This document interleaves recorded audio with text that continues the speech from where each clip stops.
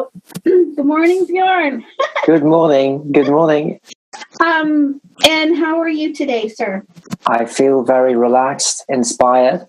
I had some deeper processing yesterday and the day before, but now I feel much lighter. So I feel good. Thank you very much. And how are you? I am disappointed in the fact that it snowed very lightly last night, and I thought we were done with it. I thought it was all gone, and it's been so nice melting and muddy the last week, and then we got snow last night on the very last day of school for the kids because we start March break tomorrow. And it's not enough snow to do anything with, like for sledding or anything like that. It's just enough snow to make it wetter. Right. White again and wet. So I'm hoping that we'll either get a bunch more or we'll get rid of all the snow we've got here and melt it all so we can do, some parks or things that, can be dry and not so muddy. It's going to be an interesting March break, put it that way. Sure, you can build like a small snowman, Yeah, very small. Yeah, like a miniature one, and keep it in the freezer and talk to it.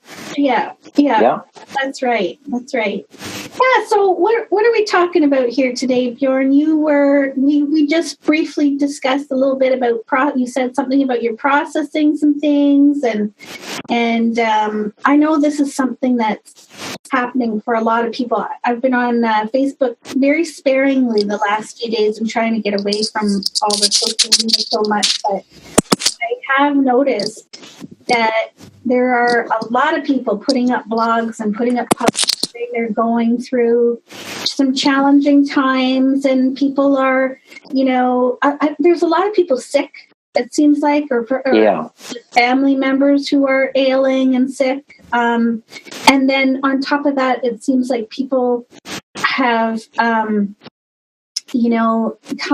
met some blocks, places where people have had blocks in their lives they haven't dealt with, or things that they've been avoiding or in denial about seem to be coming up, and people are expressing that. So it's an interesting time, and I think you were kind of saying that's sort of happening for you.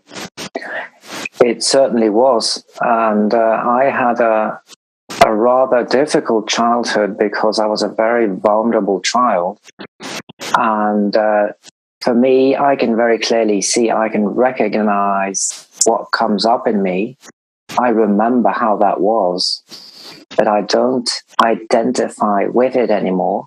That means I'm not saying it was because of my friend being nasty or a colleague or a situation, something happened. Although a situation might have occurred or something like that might have happened that seemed to trigger that, it seemed to be the cause of that.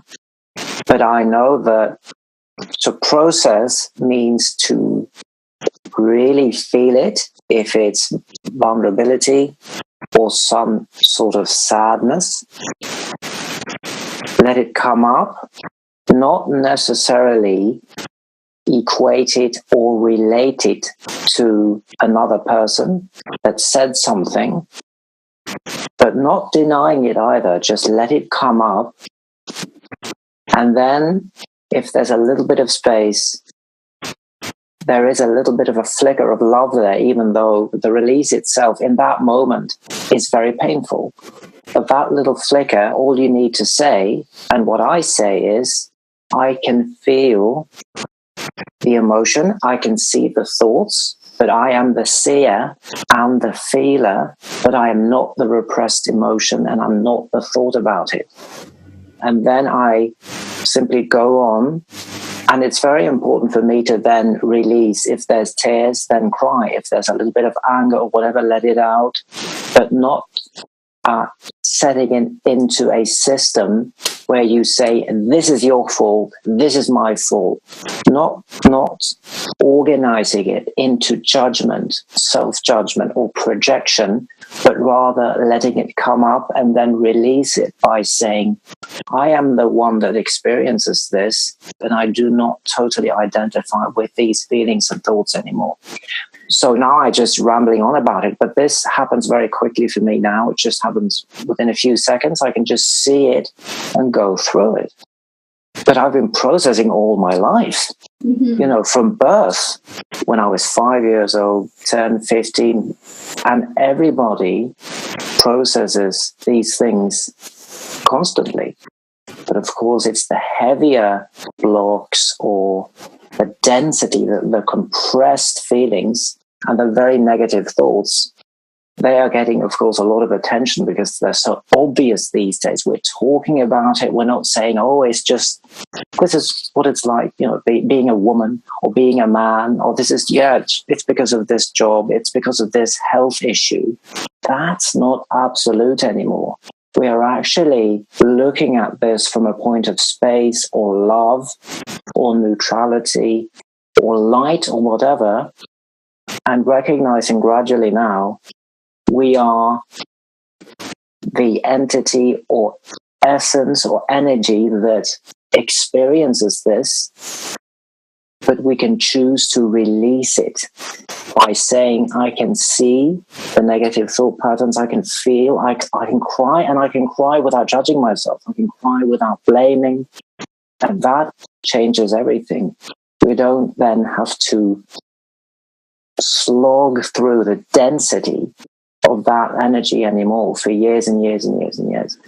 So for me, these days, I'm still, of course, processing. I'm doing it without even knowing it. But of course, if it's deep and if it's a wound, if it feels like it's going to choke you or it feels very heavy, no matter what the situation is, it's begging to be released. It's really announcing itself. So more and more people now are taking advantage of this in their own way.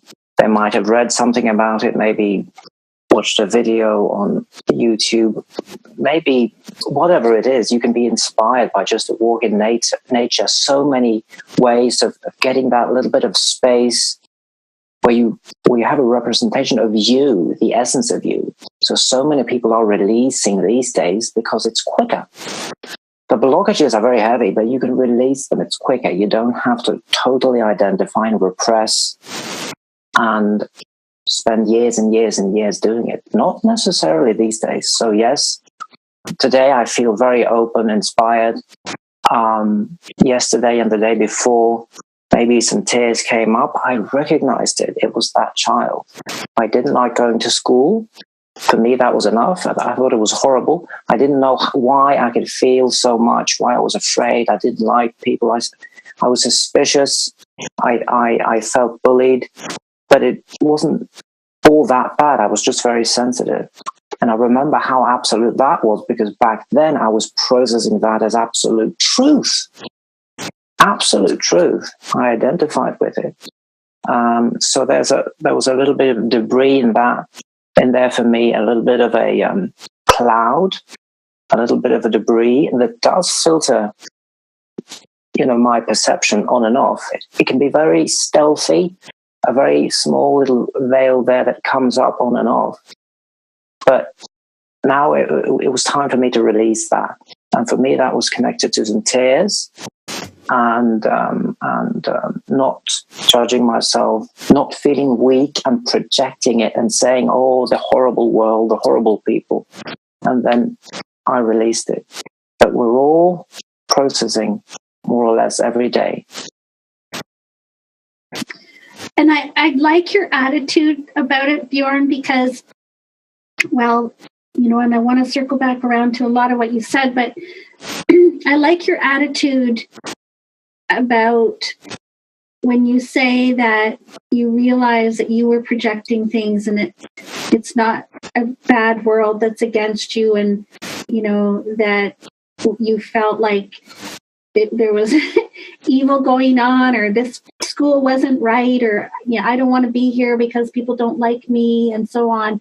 The things that we think when we're children, the things that we have fears about when we're children, and in the ways that we cope as children, we sort of split off and project outside of ourselves and so on in order to get through the moment, in order to deal with going to class every day, to protect ourselves. We might split off and think, this place is evil, or I don't want to be here, or these people don't like me, and so on and so forth. But it's not really about me, and take it personally. We sort of can project it outwards in order to be able to cope. But then as adults, like we're seeing now, so many people coming back to the realization that, the things that we felt, the huge, huge fears as children, maybe weren't such great big things as much as we projected them to be in order to cope with them. And but here's the part that I want to say that about your attitude. This is great because you obviously have come to a place of a lot of self-awareness, and so you can look at this from an observational or witnessing standpoint and see it all in the much bigger picture, in the much greater scheme of things, but you're still having compassion for your inner child that did view the world the way that you viewed the world at that time. And you do know and understand compassionately that you need to honor that, because whatever is happening for a person of any age at any time, whatever is happening for them is their truth. That is going on, whether it's, something that they've projected in the mind or not. It's the truth that the person, the being, the child has experienced at that time. And we don't always have, most people, I think, don't have enough loving, caring people to observe them and to help them assimilate into those situations and lose the fear and lose the projections. So people are left on their own, especially as children, to go through these situations. And it is just a form of coping to sort of project and paint those types of scenarios so that we can move through them, because we don't have the assistance, we don't have anyone or the conscious wherewithal, the inner awareness, because we're children, right? We're children. How can most children, they're either happy children and they have, everything's going well and they're not afraid of everything, and, they have a good foundation in terms of they haven't experienced a lot of trauma or shock in their lives that's made them feel out of place or out of sorts or not seen or not heard. But the vast majority of people do have some kind of trauma. I mean, a birth itself is a trauma. But families, there's stuff that happens in families, or parents that maybe aren't as present or are overworked and not around and don't see the child or hear the child or even ask the questions that, how is school? How do you feel? Are you getting along? Is it a scary place for you? So there's no opportunity to really cope. So, we hang on to all of that stuff. We hang on to what could seem to be a little trauma, a little fear, a little something as a child. We blow it up into something a bit bigger, and then it becomes this pattern. And so that's really what we're talking about, are these patterns that have created a lot of density within us and that we play out over a lifetime. And now, just circling back to the start of your conversation there, I think what's happening is people's awareness, people are having more awareness. Their awareness is opening up, blooming. Yeah. And so what I'm sensing when you were talking is like this overriding willingness. People are actually willing to think about, go back in time and review, replay, observe, how they were as children, how those same patterns and those densities may still be playing out in their lives, or the stories that they tell themselves on a daily basis about whether their family members like them or respect them, or, whether they've always been the black sheep, or whether they've, all these things kind of are coming up to the surface. Yeah. This willingness now that maybe wasn't around before, where, people just were conditioned and made to feel like, oh, we've got to fit in, we've got to find a job, we've got to get married, we've got to have the house and the kids, we've got to do this and that. And people operated like that for so long, like becoming something or trying or moving along a precise program of events. And we've come to a place in a time now where people are not necessarily adhering to that program anymore. And they're saying, okay, well, what else is there? Because obviously we look around and this isn't working for a whole lot of people. And it's time to make a huge shift. And, we feel a lot of people doing that. So maybe this is my chance. Maybe this is my time. Maybe I can be, and I'm willing to be more observant of what lights me up, what makes me happy, what's holding me back, what my blockages are. And so these patterns are coming up and this awareness is opening and people are willing to take a look. And so I really think that that's a big part of what's happening right now. And you've just, described it so beautifully. So thank you for that, Bjorn. And I honor your process. And thank you for sharing it with everyone. Well, thank you very much, Christine. And we're all on this path. We have so much to talk about. We have so much more to talk about than we think we do. We don't have to talk about specific themes of sports or religion or reading a book that we need to talk about or whatever. We can actually just talk about our daily lives, but that seems to be like a hidden theme of guilt. It's too much to talk about. That's where the real fruits lie. Any theme is interesting, but I think more and more people are realizing that we are our own Bible. We are our own recipe. We are our own theme of study. We are the teacher. We are the student. We are the child, the mother and father. We have so much to talk about, comparing notes. And these processes are accelerating. I mean, for me, growing up in the 80s and being alive in the 90s, and it felt very much different than now. It feels open. It is challenging, but it's much more rapid. And there are so many rhythms of release. It depends on the individual. Some individual might have a very balanced start, stable, light, but then when he or she is ready, will then choose to process something very heavy, maybe from the age of 20 to 25, right?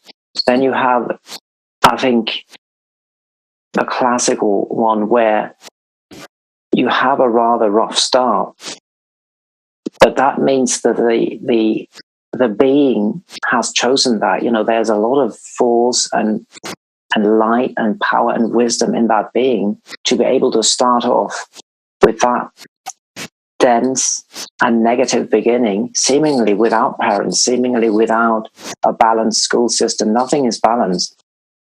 But actually, the big fruit is, and the big potential is, he or she might parent themselves. I mean, maybe later in life, 30s, in their 40s, who knows, maybe even earlier, you reach a point where the suffering is so ripe to be harvested, and you have that little flicker of light and you can parent yourself. You let the child cry. Your child self has been spooked, frightened, traumatized, but you can be the parent as well. You can be the love for it. So the release, and you say it's all right to cry. It isn't weakness. You're not weak. It's perfectly fine to cry. You're allowed to be angry. You can be angry, express anger. You can talk about loneliness, talk about anything. But maybe you didn't in the past when your biological caretakers weren't ready, weren't able. And you can't really demand that. You can't say to people, you should be conscious. They're not. But then comes the time when you can be your own parent, your own mother energy, your own father energy. So you can actually parent yourself. This is, I say classical because I've seen so much of it, but it's also rather hidden. In the conventional culture, it's not what maybe people normally talk about. But for me, it's classical because I've met people like you and others, and we have a lot of that same rhythm. So it seems that although we've seen things, maybe we've seen things and and been inspired by psychology, spirituality, science. We gradually we can be inspired, but still we're on our own. If we really choose, we're on our own. I choose now to have that flicker of light, of space, of love. That's the parent. The love is the balanced masculine, the balanced feminine. You become your own parent, and you observe and you say, all right, I can see the negativity. It's all right. You can talk about it. I can see the tears. It's all right. Cry. Let's have a chat. Don't judge yourself. I'm not judging myself. Don't project. I'm not projecting. Have a conversation with yourself. And many of these rhythms, you don't really have to do much self-talk. I do. I like to monitor these things and integrate consciously all these repressed personas into one. You turn them into light, you integrate them. But I think also it can certainly be more spontaneous, like giving a person a hug that you've hated for so many years, some sort of quarrel or some sort of anger or hatred. A hug and forgiveness can release in you as well as the other, right? You have so much potential in your daily life. Everybody has.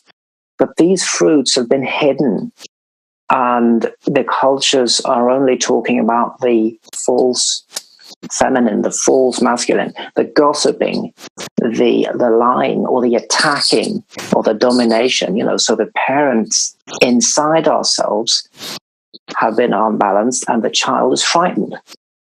But when we go gradually towards the light, we raise our frequency, we can also become our own parents. So this is also part of processing.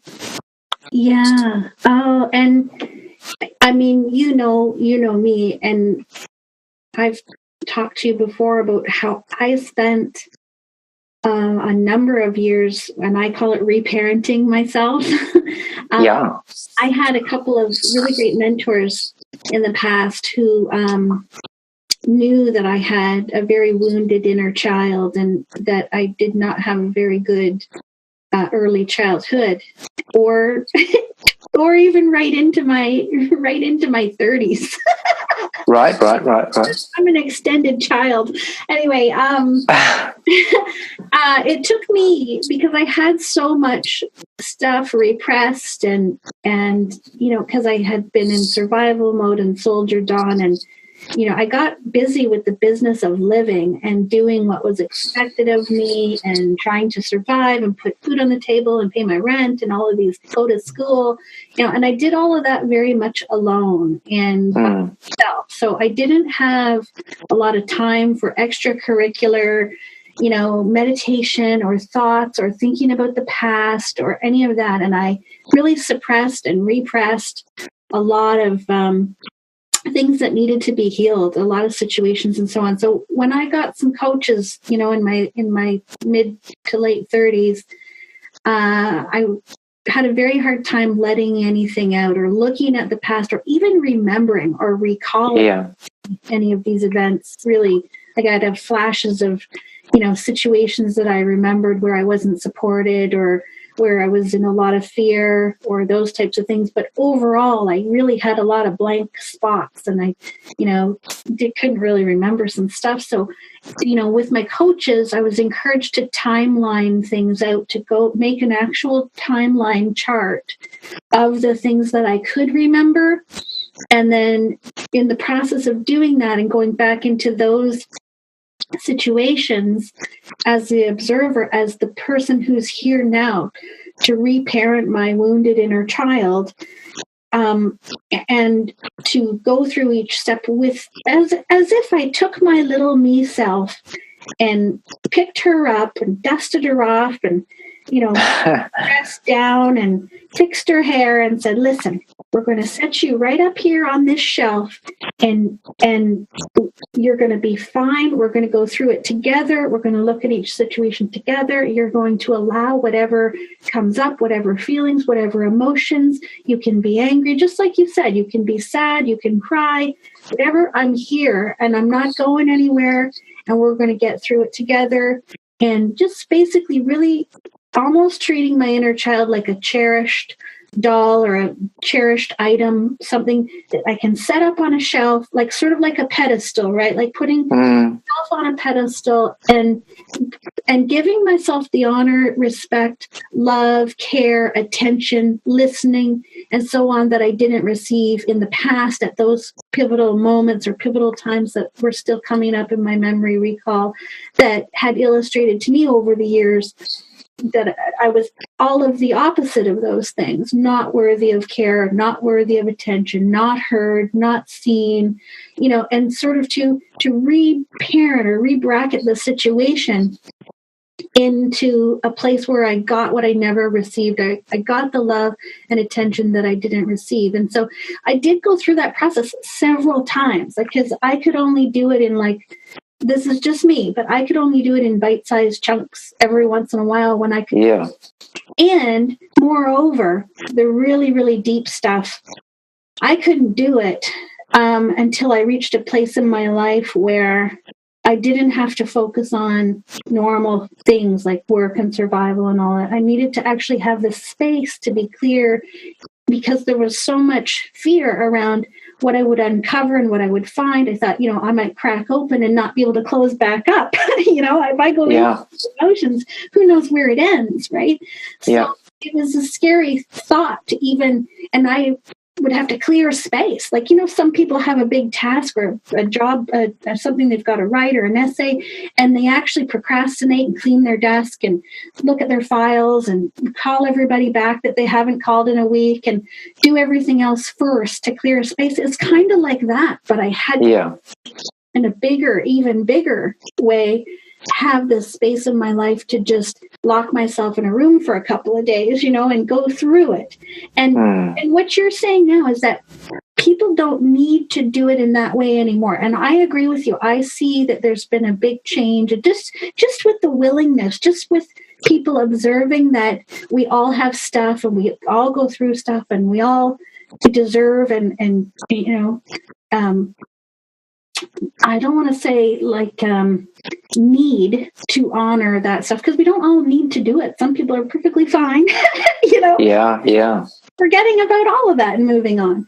But I think that, for some people, it is work that is required to free our souls, to really align with our spirit, to really align with our connection of who we truly are so that we can move forward in life from that place of self-honor and self-love. And like you said, it's like you can go and give your parent, your real parent or your people in your family, whatever, a hug and forgive them. But here's what I wanted to say about that when you said that, because I had an inner chuckle.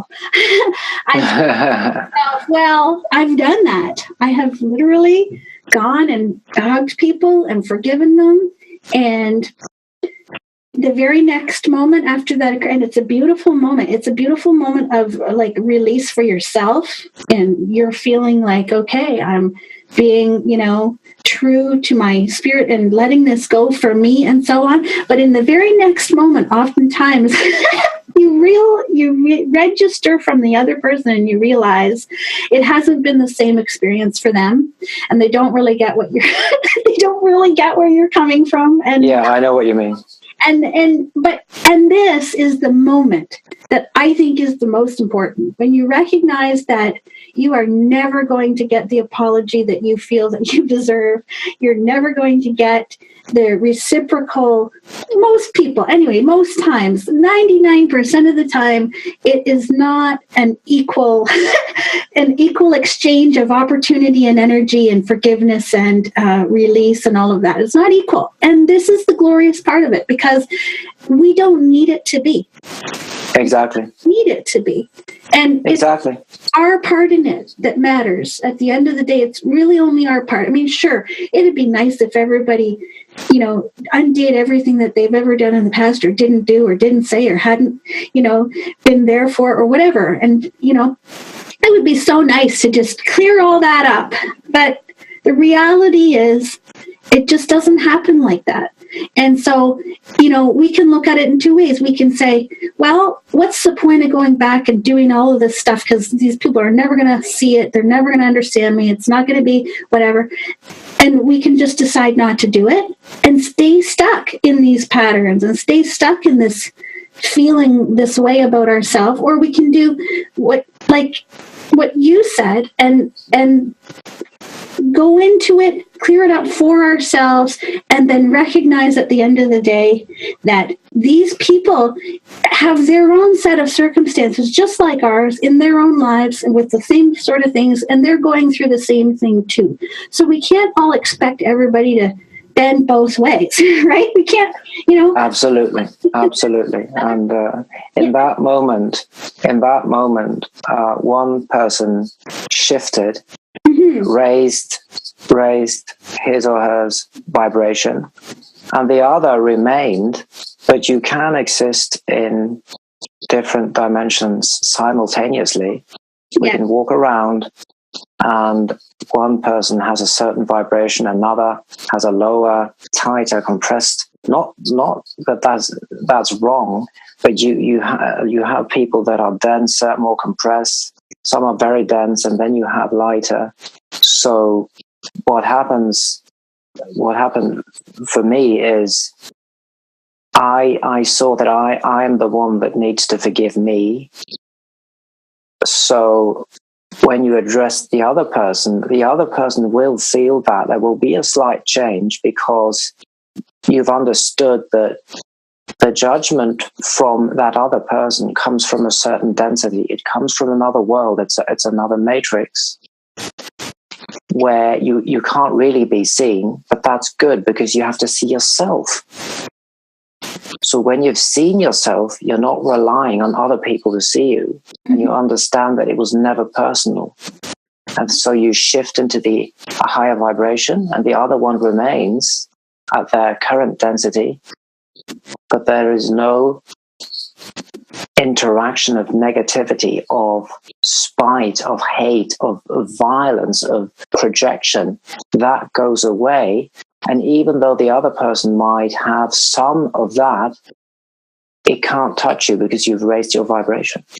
Yes, and you may come back to it over and over again, especially if it's a family member. Yeah. Confronted over and over again by the same lack of awareness, the same lack of compassion or empathy for yourself in a situation. The same patterns still will continue to play out, more than likely. But as you said, you're on a different frequency where you are able to observe and understand and have empathy and compassion for that person in the place that they are in, and to not what did you call it? To not identify with it any longer, to not become absorbed in that density, because you are. And I love the way you put it, in another dimension. These are all sort of little.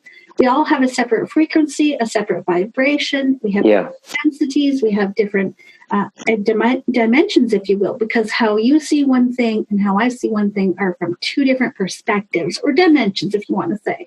But really, and this brings me to something, just as you were saying, which, if somebody were to invent this, and perhaps it already is invented, I wouldn't be surprised if we already have this, but it's kind of like the cure for cancer. It's not, nobody will disclose it or put it out there because it would heal people and there wouldn't be any money in that. So,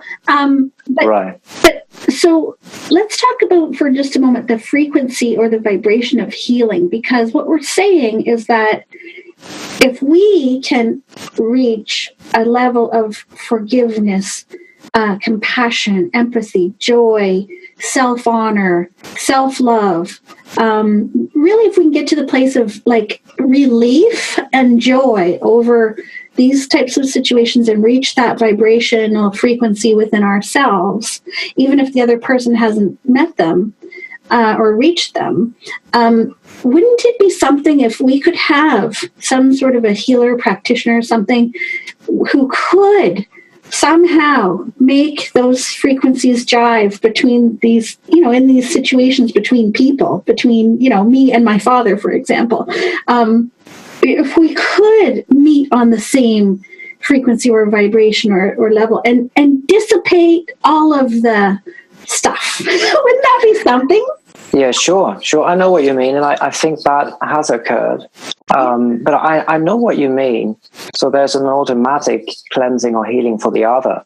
Yeah. Well, I know what you mean, but this is what I've experienced is when I was, let's say, 10 years old or 15 years old, around that period, if I had interactions with my biological cluster, I would interpret their sentences, their beliefs, their behavior as some sort of indirect attack or direct attack, because deeply within me, there was a sense of vulnerability because I felt different. Mm-hmm. Now, if we fast forward to 2014, and I had an interaction with the same biological cluster, their manners would be pretty much the same, but the level of density in me had changed. I'd raised my vibration because I loved myself more, took care of myself. I didn't have the same level of self-judgment. So I could see that, it isn't personal. It's just a part of, all right, they think a woman should be like that, a man should be like that. They have traditions, they have beliefs that they've copied, and that's fine. So back when I was, let's say, 15 then, I was in that matrix and I was a part of the energy exchange because of my perception, and I took it all personally. But when you raise your vibration in the same biological cluster, you are not in the same exchange. It could be lessened or even completely dissolved. So I was in another dimension, another frequency. So that changed the interaction as well. In 2014, it was a lighter mood, because I wasn't so shut down and I wasn't suspicious. Yeah. It was lighter. It did affect the interactions. And what I felt was, if we can laugh together and enjoy a meal together, that's where we connect. And then they have debris, projections, and densities of another dimension too. And that's fine, because I was not at the receiving end of that. So sure, there are elements of what you're saying, maybe not as spontaneous, but it does affect even the densest of clusters, I think. Yes, I agree with you. And it's very much like how we attract where we're at. And there's a lot of differing opinions about that whole thing. But what I have come to know, which is in alignment with what you're saying, is that, when we're not willing to do the slippery slope down into someone else's dimension or reality or perspective, and we sort of just are like Teflon and can, let all of that go and not even participate.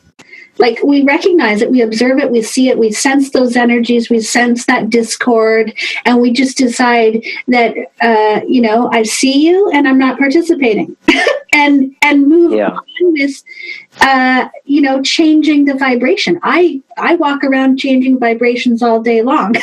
And I know that's crazy, but I do. I recognize, and I spent a good portion of time, years of time, being a delivery person.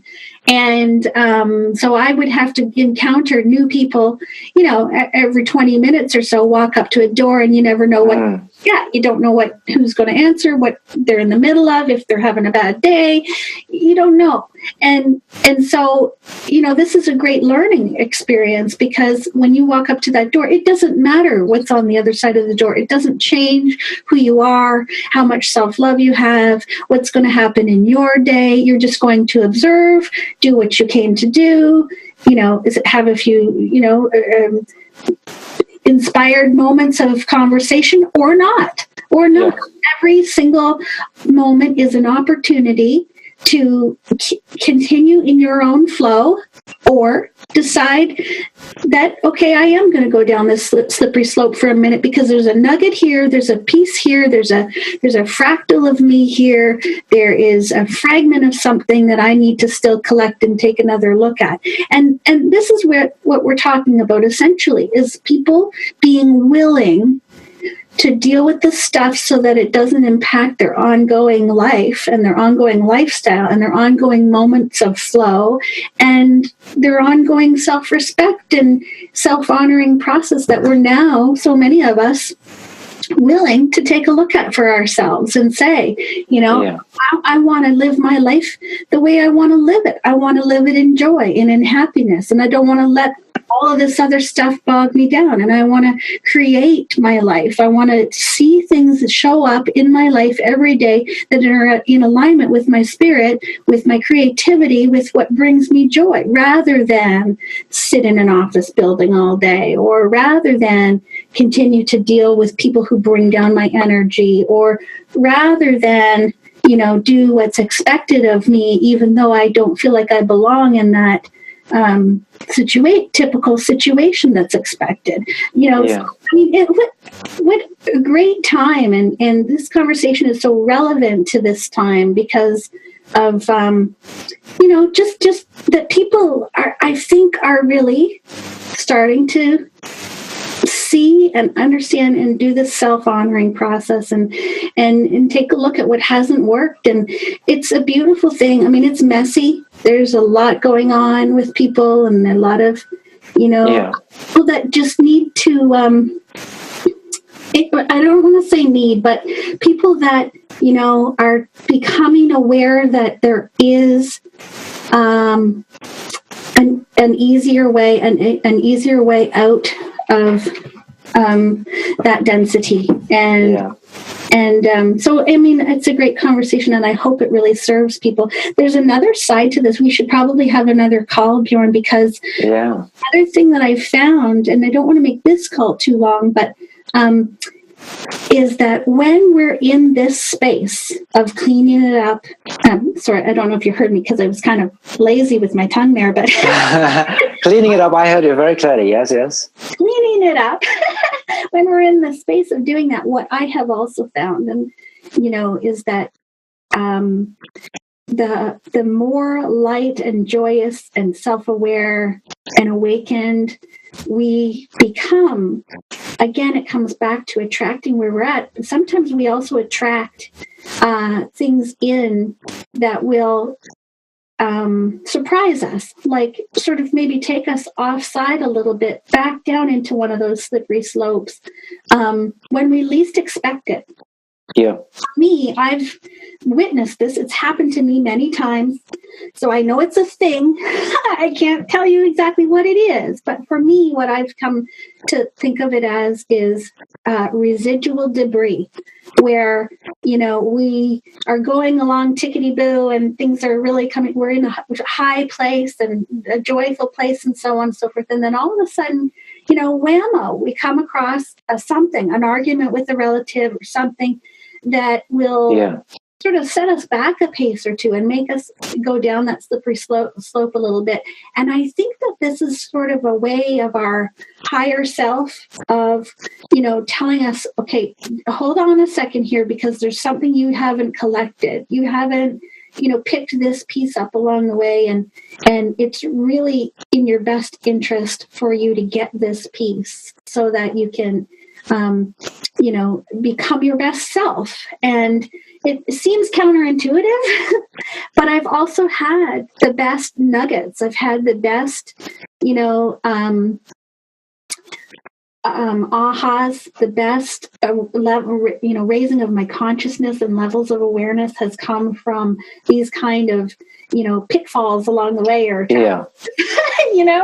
and so that's about like the shadow aspect coming up. How come that person triggered me? What was in that trigger about me that made me react or feel like I wanted to react a certain way? And I I didn't, but now my vibration's lower. Or, it's these types of moments that really can help us to navigate and, just in the day to day, what comes up and what we're triggered by, or, can really help to be a navigational point if we allow ourselves to just settle into that moment. And like you say, take some time to think about what that is. And when we can see it for what it is, then we can then do the out breath and be able to sort of let that go and recognize what it is and let it go, and maybe go and hug that person and say, thank you for the lesson.